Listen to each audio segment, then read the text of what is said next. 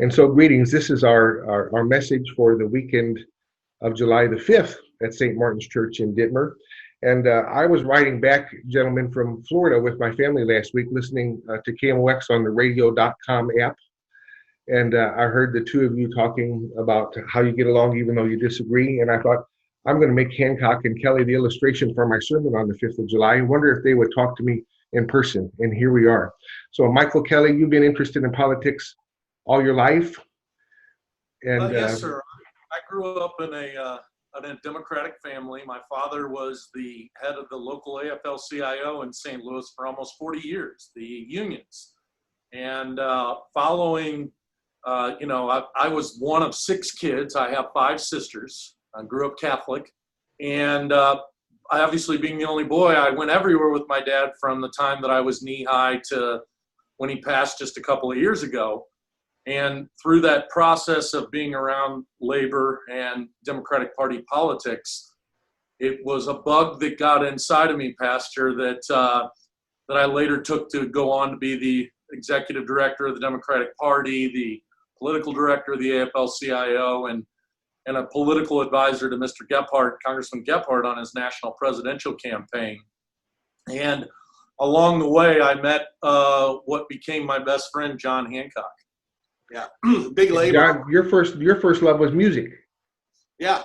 I got involved playing ragtime piano, and when I was a kid, helped save the Scott Joplin House in downtown St. Louis. That's famous. I have to interrupt for just one second because I've heard you say you played at Six Flags.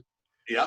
My first job was at Six Flags. I was the bartender at Miss Kitty's Saloon. You didn't play at the saloon, did you? I was right across the way at the St. Louis train station. Oh, okay.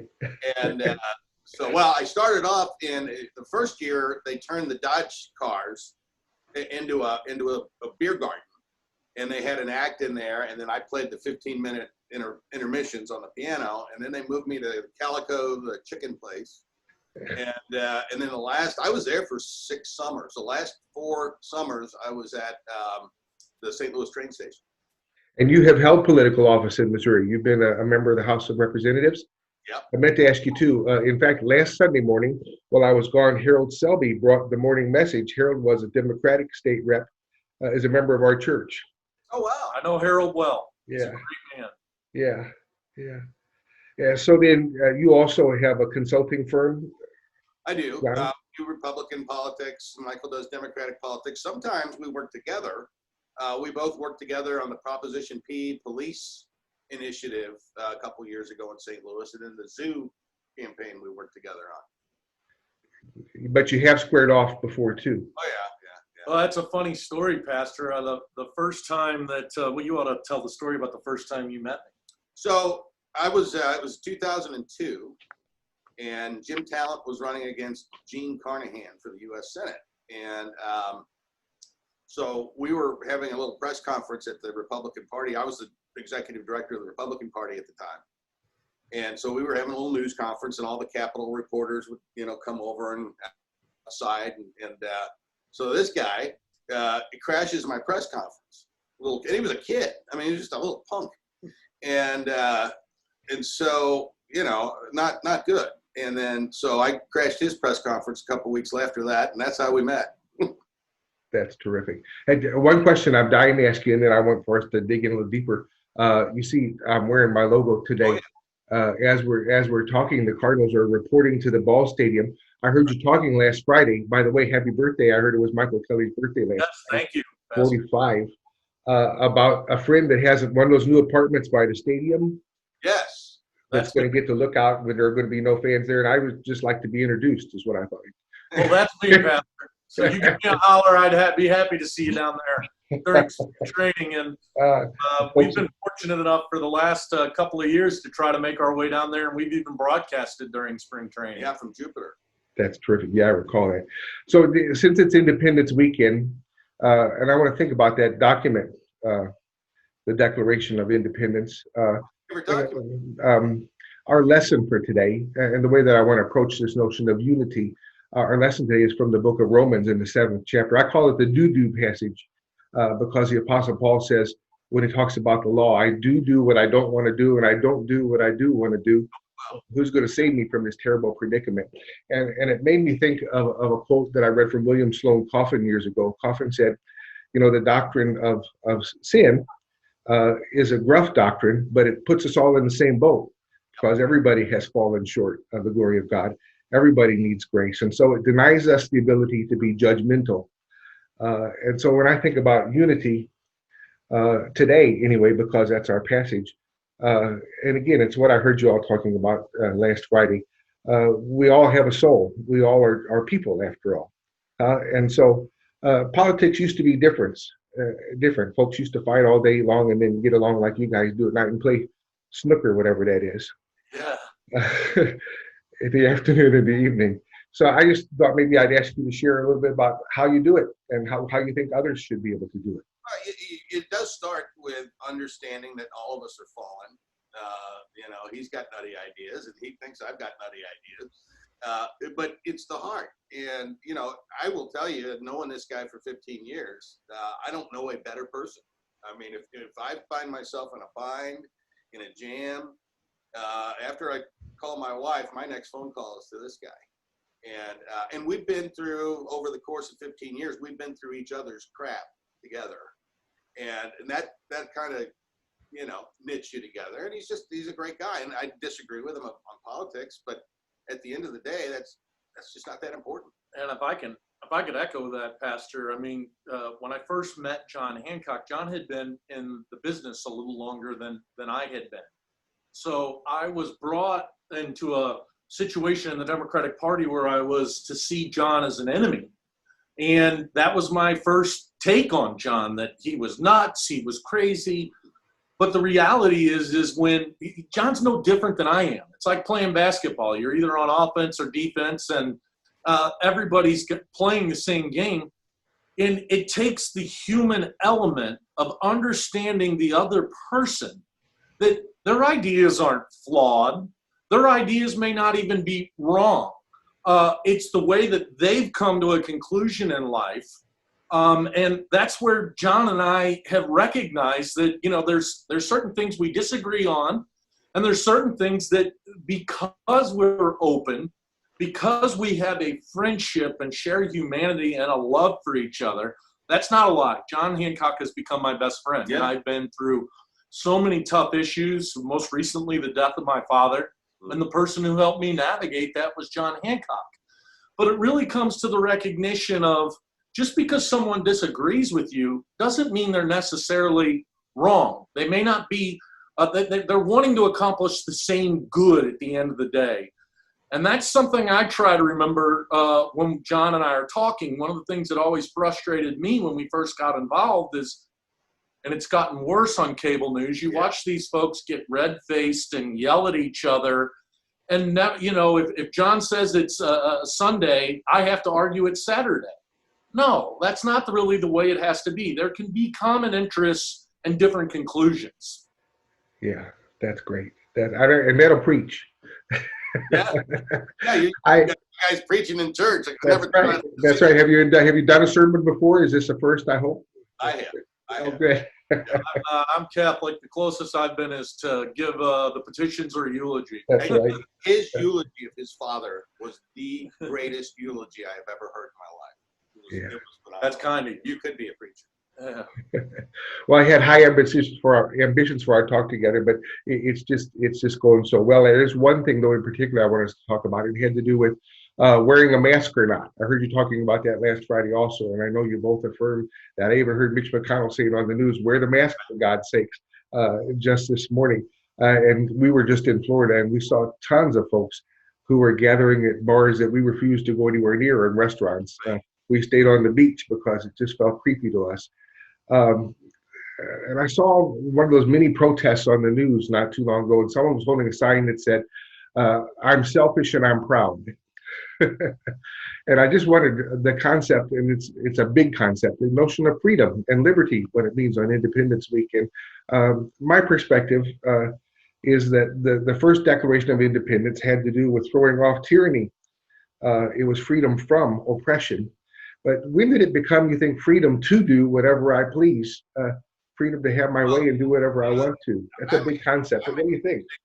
I make a distinction between liberty and license. I don't think we've got license to do whatever the heck we want to do. All right, and nothing speaks to that better than the Bible does. When we exercise our freedom, especially in Christ, but as Americans, when we exercise our freedom, we need to do that with other people in mind. And freedom is not selfishness. Freedom is acting in our best interest and in the interest of other people.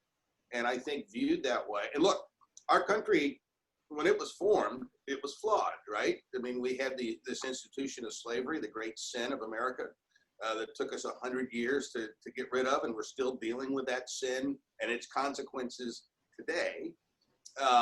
But the ideals expressed in the formation of this country were the most profound ideals in the history of humankind. And that's what I celebrate on the 4th of July, and that's what I embrace, the idea that all men are created equal, that we are endowed by our Creator with unalienable rights that include life, liberty, and the pursuit of happiness. There's no document like it in humankind, in human history, and those principles and those ideals we can celebrate while still trying to become a more perfect union. And isn't that the process of sanctification that we all go through? Is becoming better than we were yesterday. Well said.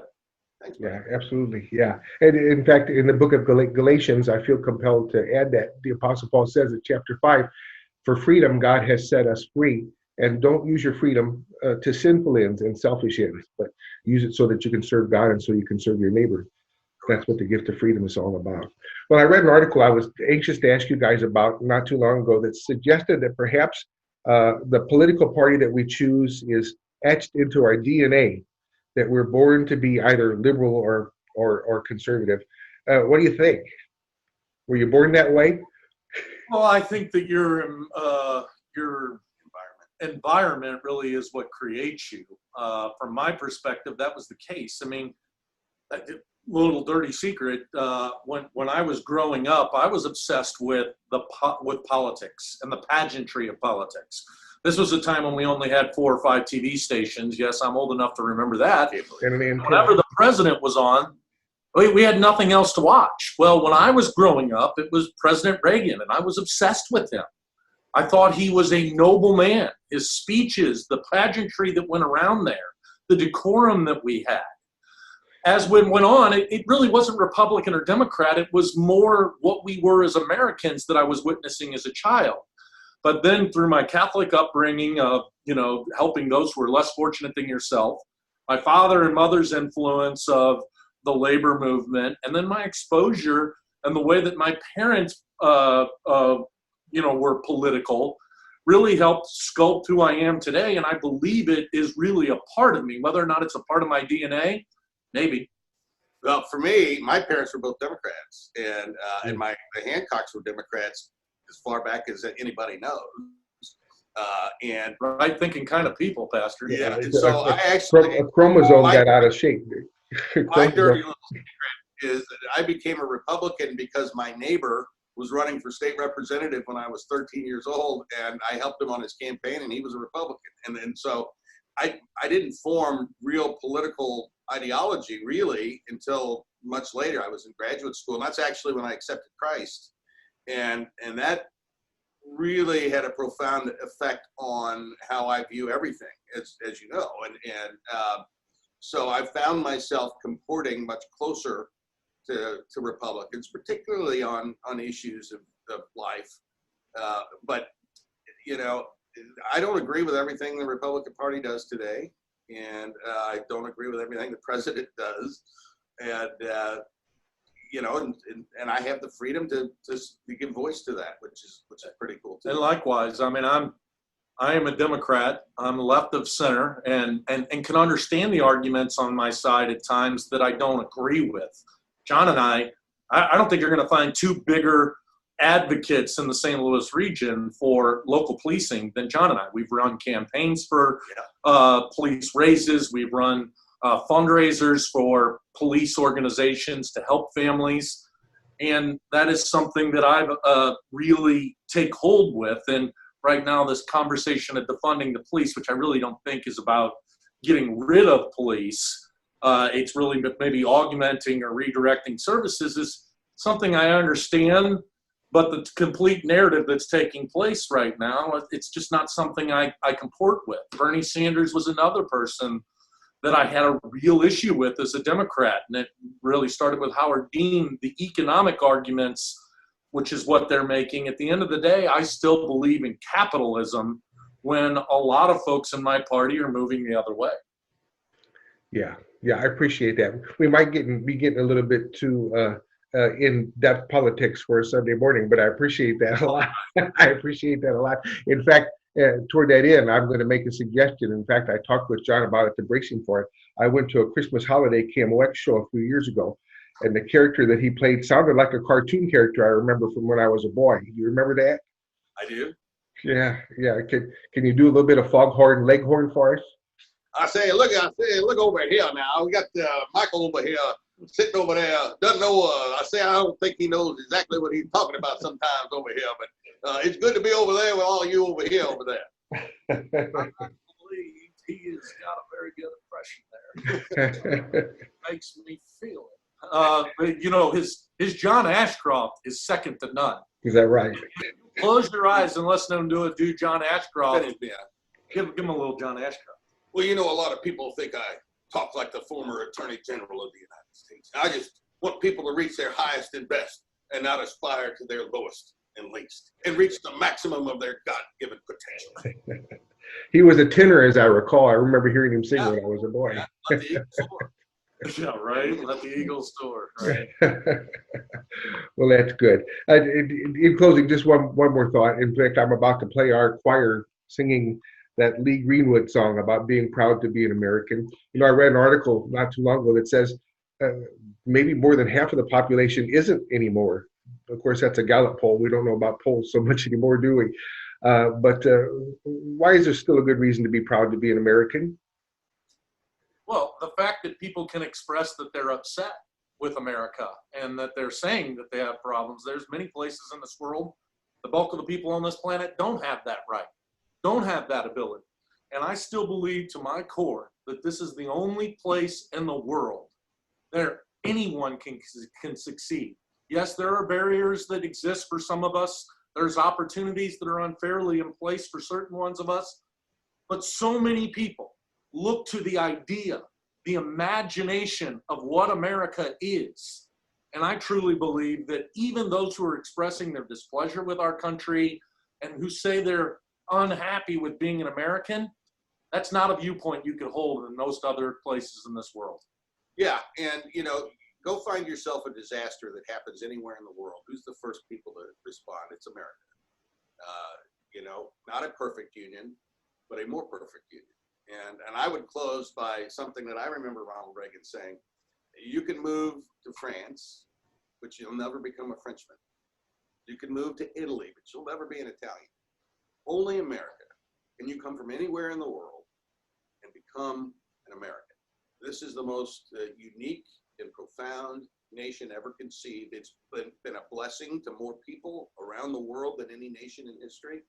And though imperfect, there's no place I'd rather be. Can I say, a couple summers ago, my wife and I were on a bus in Chinatown in San Francisco, and I gave my seat to an Asian lady, and everybody applauded me.